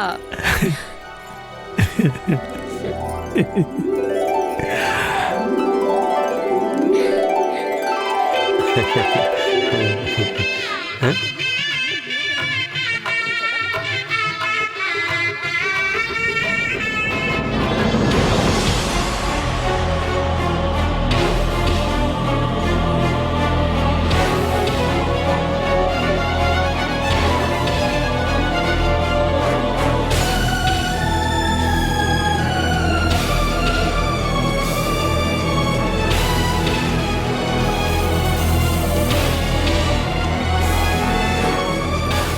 ऐसा कैसे कर सकेलन?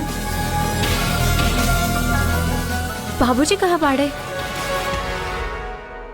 कोनो गलती हो गई होके तो माफ कर दी मास्टर साहब। अब बारात निकाले के निमंत्रण स्वीकार करी। किशन जी, बेटा के जिद पे हम बारात एजा तक तो ले आई नहीं, बाकी द्वार पे तो बारात तभी आई जब हमार मांग पूरा हुई। मास्टर साहब, हमरा से जौन बन पड़ी हम सब पूरा कर दे। बारात आवे के बाद अचानक कुछ वो मांगल ठीक नहीं थे। ना किशन जी, हमार मांग तो पूरा कर ही के पड़ी, ना तो बारात एजा से टस से मस ना होई। ऐसा कौन मांग बा रौरा? का चाहिए? बस एक्के गो मांग बा, एक्के गो। बियाह के पहले बैजू महाराज के एगो कार्यक्रम हो जाए बस।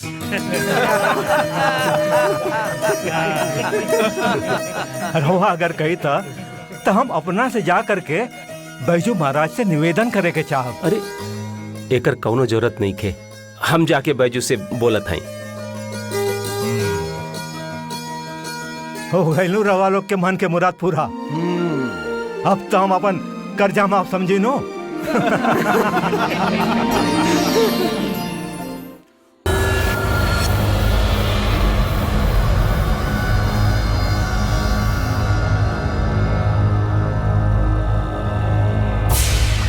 बैजू महाराज,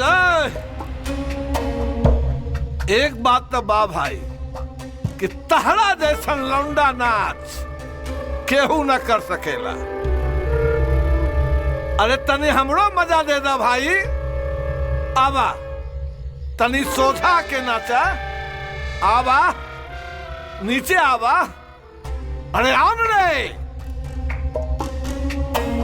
अरे आई बे। आवा।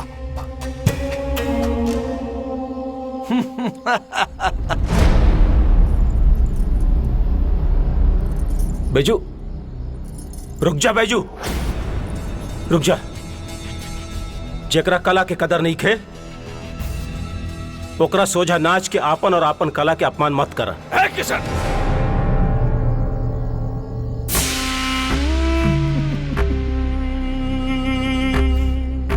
अरे महाराज जी होई दुनिया खातिर, हमने खातिर तो ये लौंडा नाच के नचनिया ही है ना रे। पीछे हट जा बैजू। किसान ये अगर पीछे हटी ना तो फिर मास्टर साहब का कर्जा ना चुकी, और मास्टर साहब का कर्जा ना चुकी ना तो दुल्हा मंडप पर ना पहुंचे। समझ ले कि समझाई का रे। बैजू तहार बाप जिंदगी भर गलती कैलस।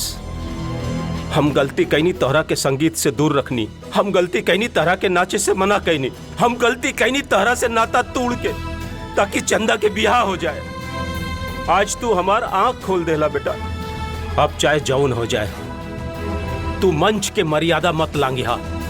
एखनी जैसे नराधम लोगन के सोझा तू ना नाचिहा। अरे तू कोई ऐरा गहरा नचनिया नहीं खे रे। तू हमार बेटा एगो सच्चा कलाकार बैजू महाराज बाड़े रे। महाराज बोल ना नाचा। ना भाऊजी हमके मत रोकी। हम अपना बहन से वादा कैले रही कि ओकर शादी बहुत धूमधाम से कराई, और आज अगर हमरा बहन की शादी धूमधाम से होता तब होके दिवाओ जी। पहले भी नाचत रही, आज एक बार और नाचब। अगर हमार पैर थिरकला से केहू के कर्जा उतरा था तो इहो ने काम कर लेवे दिवाओ जी।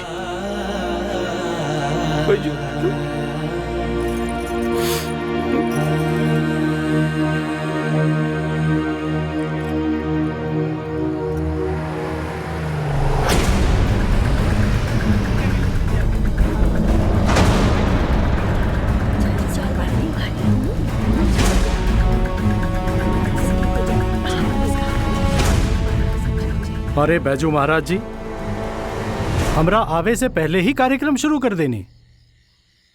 तनी हमार इंतजार कर लेती। शुरू तो कर देनी पर मंच के नीचे का करत आनी। ओ भैया जी और ललन। महाराज जी अब कृपा करके कार्यक्रम फिर शुरू करी। और हाँ, नाच फिर से मंचे पर होगी। का भैया जी आगहू ध्यान राखब। बैजू महाराज ई गावे के ना पूरे देश के नाम रोशन कइले बाड़े। चली आई कला के आनंद लेहल जाओ। आई बैठिए। ललन चलो पीछे।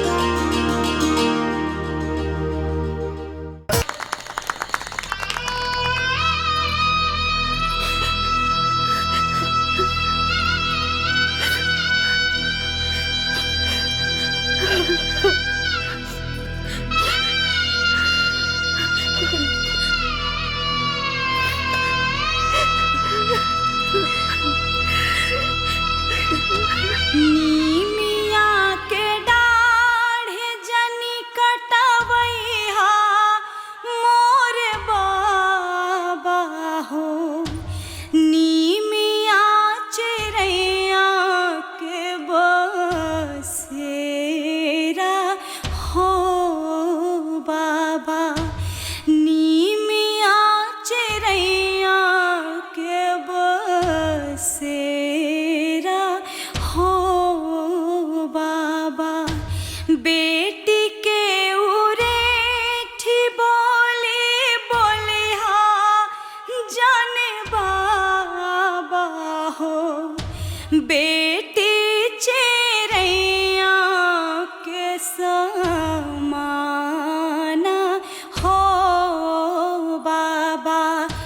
बहिनी के उरेठ बोले बोले हाँ जाने भैया हो बहिनी चिड़ैया के समान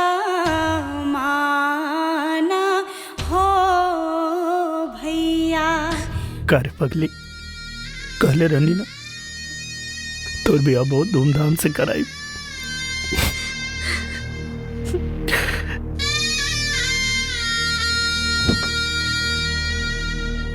बहिनी के उरेठ बोले बोले हाँ जाने भैया हो बहिनी चिड़ैया के समान हो भैया। बहिनी चिड़ैया के समान हो भैया।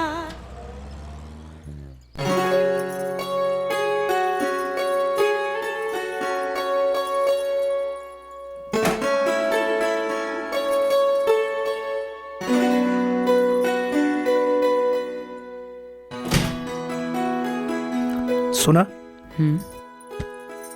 ये सब कपड़ा ना हमरे बैग में पैक कर दा।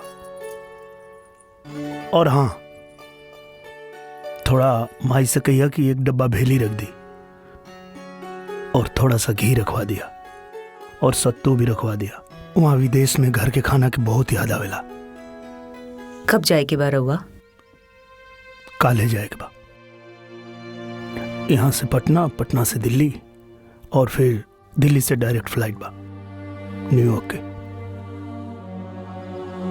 बतैले तो रही कि कितना मुश्किल से आवता नहीं शादी में। और क्यारा बतावत रही है कि ये बार अमेरिका के प्रोग्राम लागल बा और सुनले बानी कि अमेरिका और सुंदर देश बा।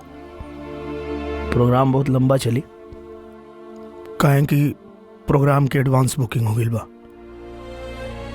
हमू सामान सरिया ले ले रही, याद बाकी ना ई बेरा साथ ही जाए वाला रही हम दोनों। ई देखी पासपोर्टो बनवा ले बानी हम।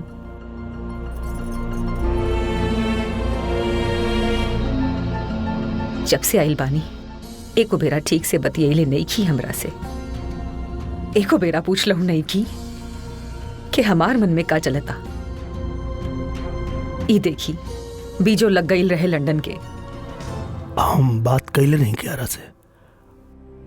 क्यारा बतावत रही है कि लंदन के वीजा लाग गइल बा लेकिन अमेरिका के वीजा लागल इतना आसान नहीं के। हमार खुद स्पेशल केस में वीजा लागल। स्पेशल केस? स्पेशल केस में पूरा टीम के लाग गई। एगो और ही वीजा ना लाग सकत रहे का? आ रउआ एको बेर बताई नहीं ना कि रउआ के लंदन ना अमेरिका जाए के बा। हमरा के खुद आवत घरी बतौली है कियारा। कोनो बात ना, हम कियारा से रिक्वेस्ट कैले बानी तो हर भी अमेरिका के वीजा लगवा दिए। जब वीजा लाग जी तो तू आ जिया।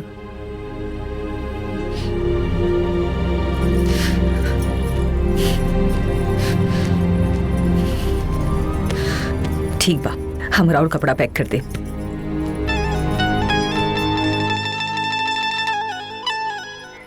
वीजा लगते ही आ जिया। चली। ट्रेन आने वाली है। लेट्स मूव, हरी। कैसे जियत बानी जियनेर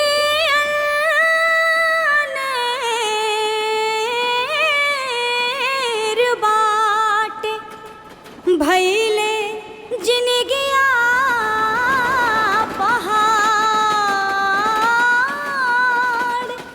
ऐसन बेदर्दी से जोड़ली सनहिया कि भैले जिनगिया बेकार कि भैले जिनगिया बेकार।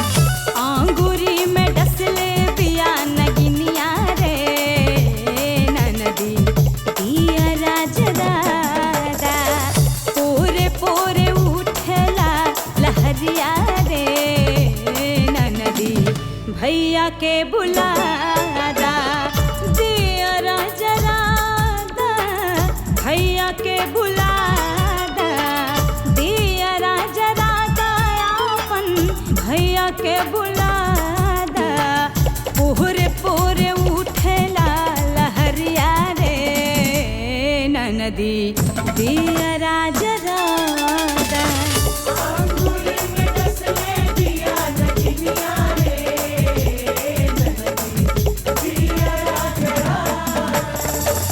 आंगूरी में डसले पिया नगिनिया रे ननदी दियरा जरादा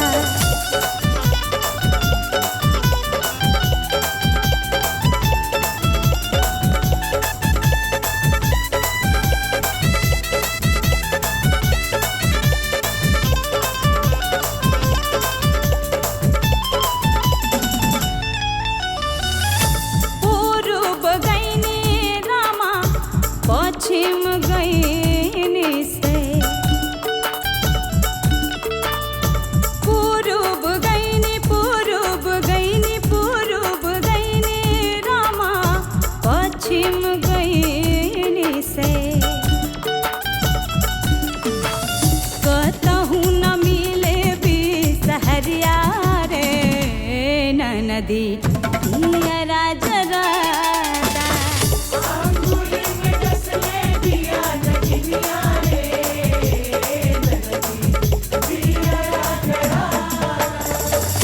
आंगूरी में डसले बिया नगिनिया रे ननदी दियरा जरादा पूरे पूरे उठेला लहरिया रे ननदी भैया के बुलादा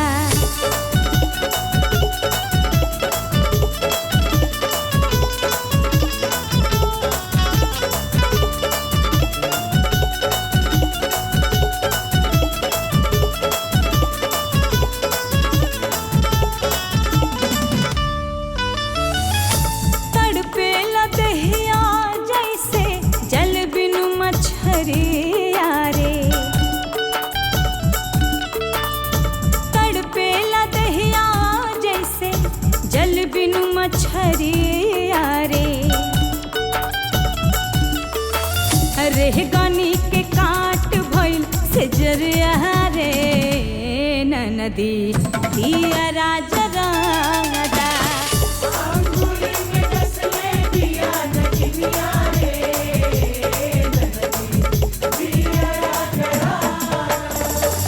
आंगूरी में डसले पिया नगिनिया रे ननदी दिया